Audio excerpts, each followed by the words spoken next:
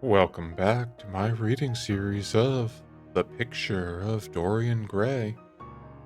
Let's get started today with Chapter 12. At 9 o'clock the next morning, his servant came in with a cup of chocolate on a tray and opened the shutters. Dorian was sleeping quite peacefully, lying on his right side with one hand underneath his cheek. He looked like a boy who had been tired out with play or study. The man had to touch him twice on the shoulder before he woke, and as he opened his eyes, a faint smile passed across his lips, as though he had been having some delightful dream. Yet, he had not dreamed at all. His night had been untouched by any images of pleasure or of pain. But youth smiles without any reason. It is one of their chiefest charms. He turned round and, leaning on his elbow, began to drink his chocolate. The mellow November sun was streaming into the room. The sky was bright blue, and there was a genial warmth in the air. It was almost like a morning in May. Gradually, the events of the preceding night crept with silent, blood-stained feet into his brain and reconstructed themselves, there with terrible distinctness. He winced at the memory of it all that he had suffered, and for a moment the same curious feeling of loathing for Basil Hallward that had made him kill him as he sat in the chair came back to him, and he grew cold with passion. The dead man was still sitting there too, and in the sunlight now, how horrible that was! Such hideous things were for the darkness, not for the day. He felt that if he brooded on what he had gone through, he would sicken or grow mad. There were sins whose fascination was more in the memory than in the doing of them, strange triumphs that gratified the pride more than the passions and gave to the intellect a quickened sense of joy greater than any joy they brought or could ever bring to the senses. But this was not one of them. It was a thing to be driven out of the mind, to be drugged with poppies, to be strangled lest it might strangle one itself. He passed his hand across his forehead and then got up hastily and dressed himself with even more than his usual attention, giving a good deal of care to the selection of his necktie and scarf pin, and changing his rings more than once. He spent a long time over breakfast tasting the various dishes, talking to his valet about some new liveries that he was thinking of getting made for the servants at Selby, and going through his correspondence. Over some of the letters he smiled. 3 of them bored him. One he read several times over and then tore up with a slight look of annoyance in his face. That awful thing, a woman's memory, as Lord Henry had once said. When he had drunk his coffee, he sat down at the table and wrote 2 letters. One he put in his pocket, the other he handed to the valet. Take this round to 152 Hertford Street, Francis, and if Mr. Campbell is out of town, get his address. As soon as he was alone, he lit a cigarette and began sketching upon a piece of paper, drawing flowers and bits of architecture, first and then faces. Suddenly, he remarked that every face that he drew seemed to have an extraordinary likeness to Basil Hallward. He frowned and, getting up, went over to the bookcase and took out a volume at hazard. He was determined that he would not think about what had happened until it became absolutely necessary to do so. When he had stretched himself on the sofa, he looked at the title of the book. It was Gautier's Amour et Camé, Charpentier's Japanese paper edition with the Jacquemart etching. The binding was of citron green leather with a design of gilt trellis work and dotted pomegranates. It had been given to him by Adrian Singleton. As he turned over the pages, his eye fell on a poem about the hand of the Laissonnière, the cold yellow hand du supplice encore mal levé, with its downy red hairs and its doigts de faune. He glanced at his own white taper fingers and passed on till he came to those lovely verses upon Venice. Sur une gamme chromatique, le sang de peur ruisselant le venu de l'Adriatique. Sur de l'eau son corps rose et blanc. Les dômes sur l'azur dans ondes, suivant la phrase au peu contour, ses enflants comme des gorges rondes, qui soulèvent un soupir de mort, l'esquif à bord est mieux déposé, jetant son main au pilier, devant une façade rose sur le marbre d'un escalier. How exquisite they were! As one read them, one seemed to be floating down the green waterways of the pink and pearl city, Lying in a black gondola with silver prow and trailing curtains, the mere lines looked to him like those straight lines of turquoise blue that follow one as one pushes out to the Lido. The sudden flashes of color reminded him of the gleam of the opal and iris-throated birds that flutter round the tall honeycombed campanile or stalk with such stately grace through the dim arcades. Leaning back with half-closed eyes, he kept saying over and over to himself, Devant un façade rose sur le marbre d'un escalier. The whole of Venice was in those two lines. He remembered the autumn that he had passed there, and a wonderful love that had stirred him to delightful, fantastic follies. There was romance in every place, but Venice, like Oxford, had kept the background for romance, and background was everything, or almost everything. Basil had been with him part of the time and had gone wild over Tinartere. Poor Basil, what a horrible way for a man to die. He sighed and took up the book again and tried to forget.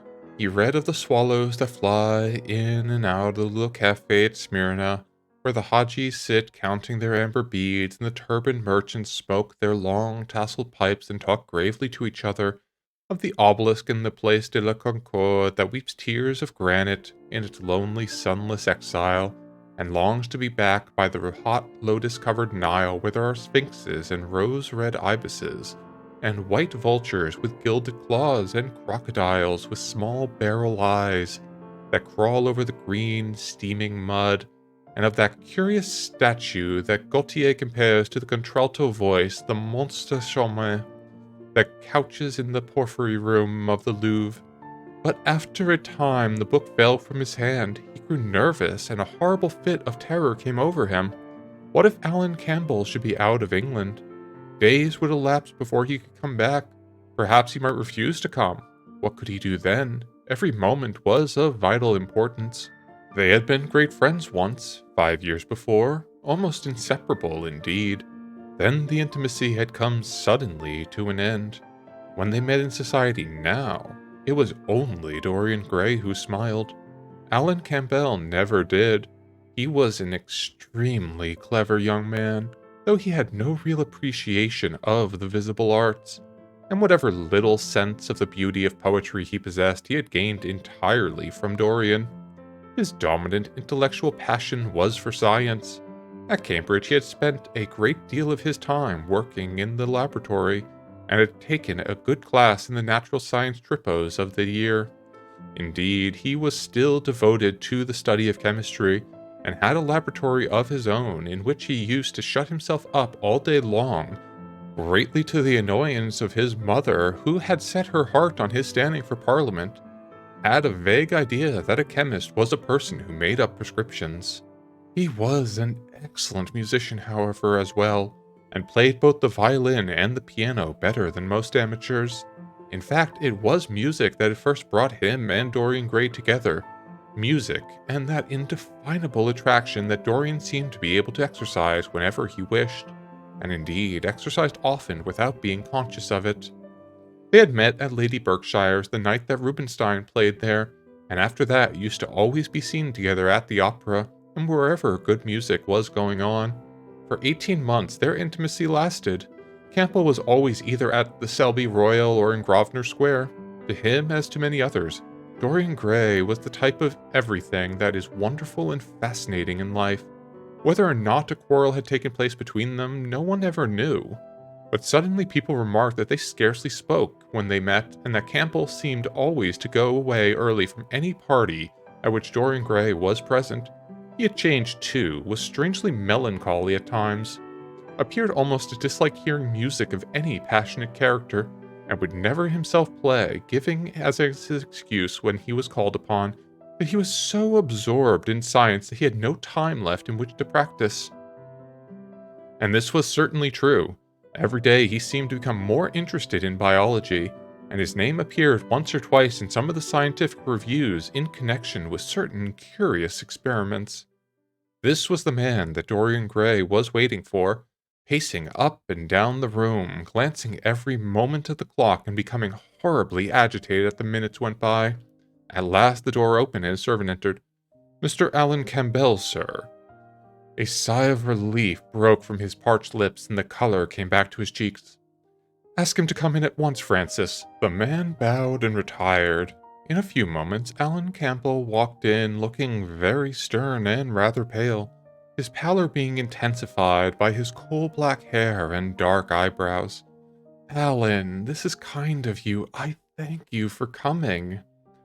"I had intended never to enter your house again, Gray, but you said it was a matter of life and death."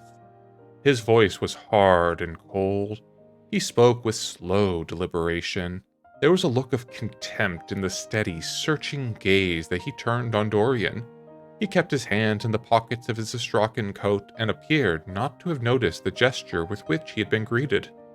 "It is a matter of life and death, Alan, and to more than one person. Sit down." Campbell took a chair by the table and Dorian sat opposite to him. The two men's eyes met. In Dorian's there was infinite pity. He knew that what he was going to do was dreadful. After a strained moment of silence, he leaned across and said, very quietly, but watching the effect of each word upon the face of the man he had sent for, "Alan, in a locked room at the top of the house, a room to which nobody but myself has access, a dead man is seated at a table. He has been dead 10 hours now. Don't stir, and don't look at me like that. Who the man is, why he died, how he died, are matters that do not concern you. What you have to do is this." "Stop, Gray. I don't want to know anything further. Whether what you have told me is true or not doesn't concern me. I entirely decline to be mixed up in your life. Keep your horrible secrets to yourself. They don't interest me anymore." "Alan, they will have to interest you. This one will have to interest you. I am awfully sorry for you, Alan, but I can't help myself. You are the one man who is able to save me. I am forced to bring you into this matter. I have no option. Alan, you are a scientist. You know about chemistry and things of that kind. You have made experiments. What you have got to do is destroy the thing that is upstairs, to destroy it so that not a vestige will be left of it. Nobody saw this person come into the house. Indeed, at the present moment, he is supposed to be in Paris. He will not be missed for months. When he is missed, there must be no trace of him found here. You, Alan, must change him and everything that belongs to him into a handful of ashes that I may scatter into the air." "You are mad, Dorian."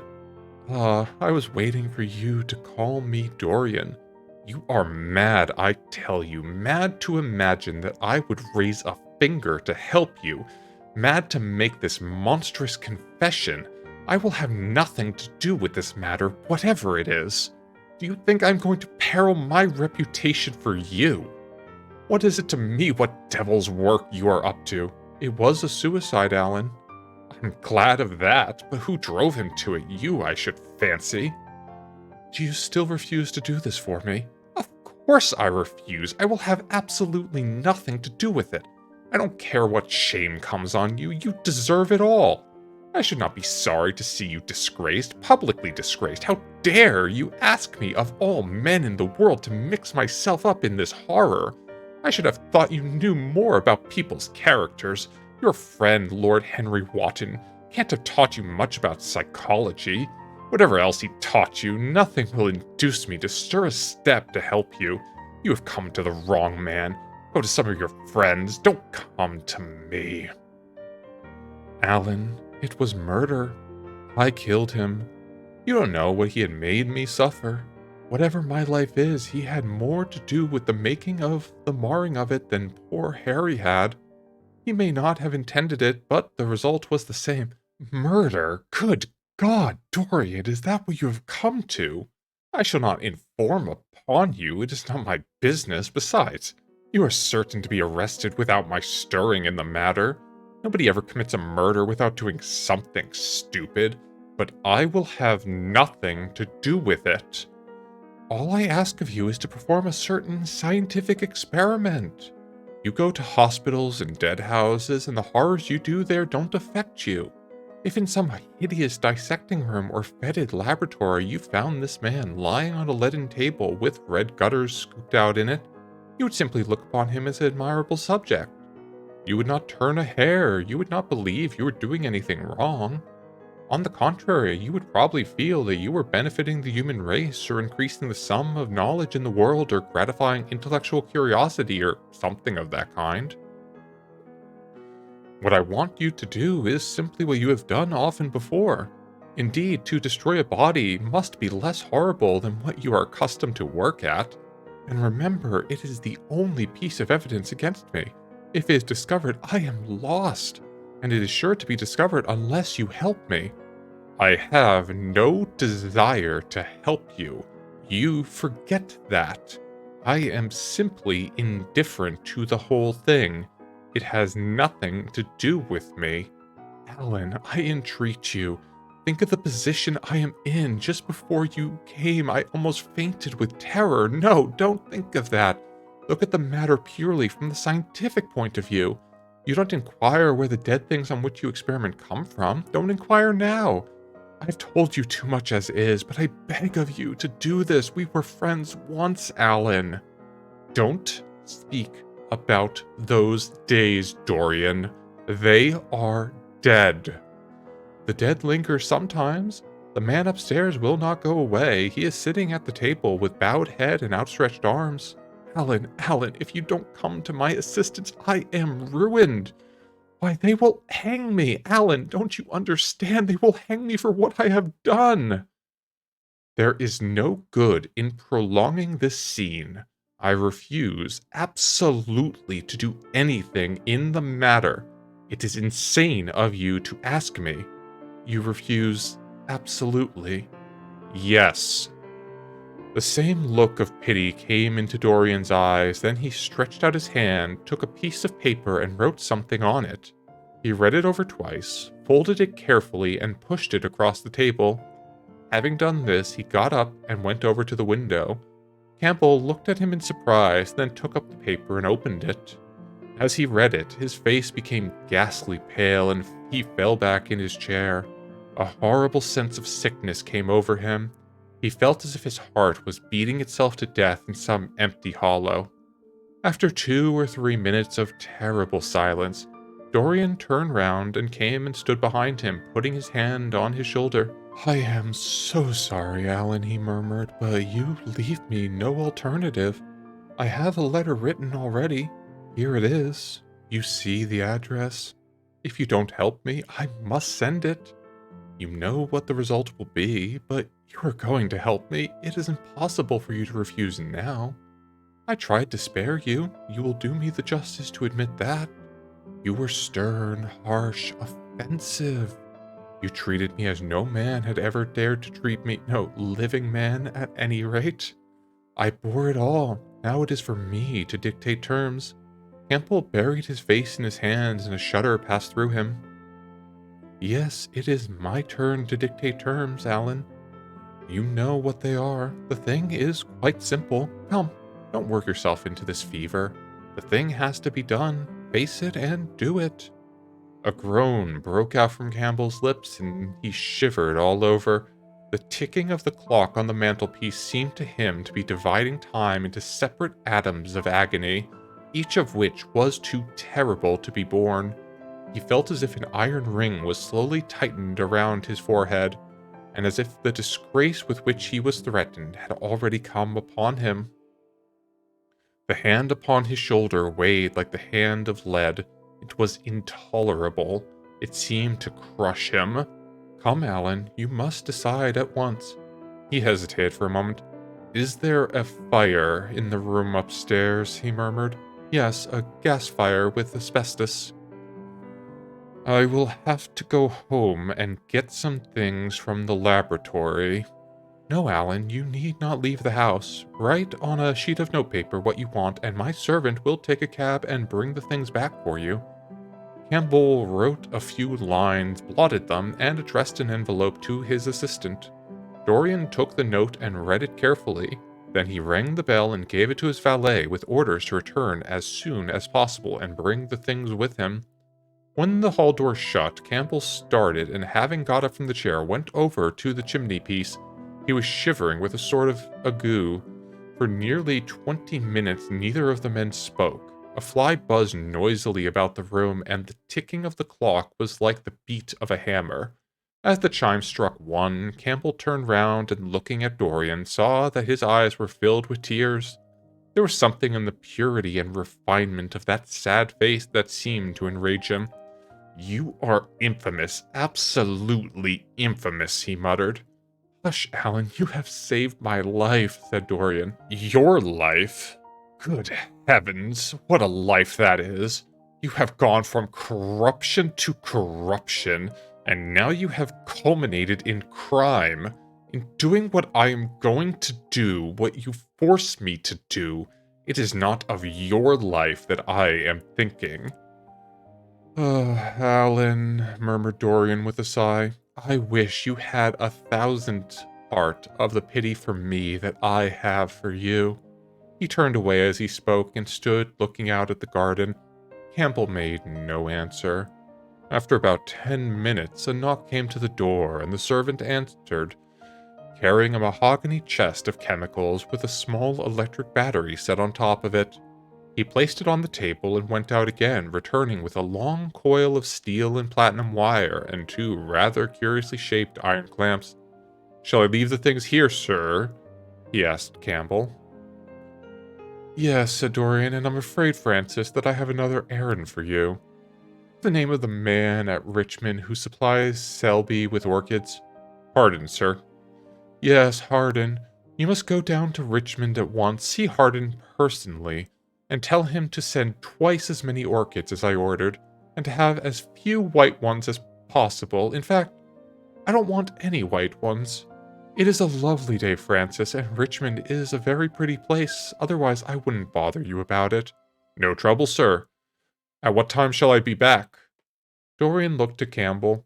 "How long will your experiment take, Alan?" he asked in a calm, indifferent voice. The presence of a third person in the room seemed to give him extraordinary courage. Campbell frowned and bit his lip. "It will take about 5 hours," he answered. "It will be time enough then, if you are back at 7:30, Francis, or stay. Just leave my things out for dressing. You can have the evening to yourself. I am not dining at home, so I shall not want you."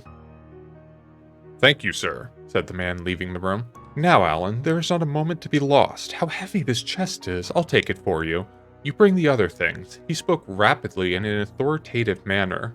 Campbell felt dominated by him. They left the room together. When they reached the top landing, Dorian took out the key and turned it in the lock. Then he stopped, and a troubled look came into his eyes. He shuddered. "I don't think I can go in, Alan," he murmured. "It is nothing to me. I don't require you," said Campbell coldly.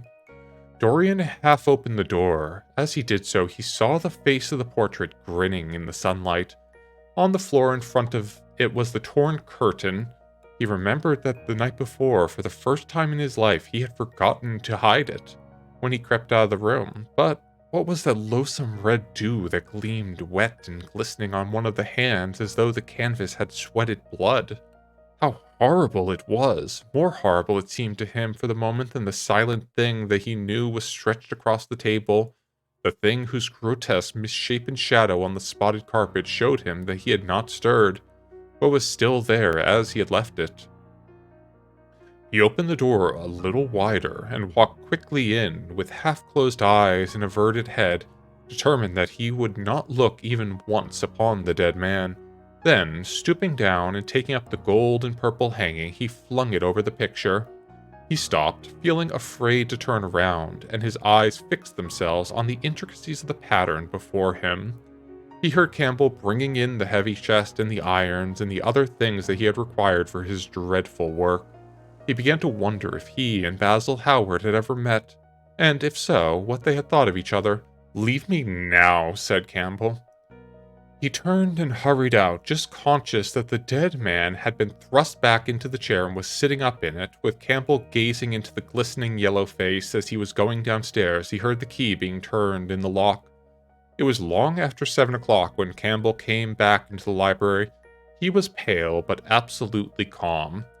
"I have done what you asked of me to do," he murmured. "And now goodbye. Let us never see each other again." "You have saved me from ruin, Alan. I cannot forget that," said Dorian simply. As soon as Campbell had left, he went upstairs. There was a horrible smell of chemicals in the room, but the thing that had been sitting at the table was gone. And that is the end of chapter 12. There's only one chapter remaining in the story. Let's see what will become of Dorian Gray in the end. Thank you, as always, for being my audience today, and I hope you will join me again next time for the grand finale. Until then, take care of yourselves.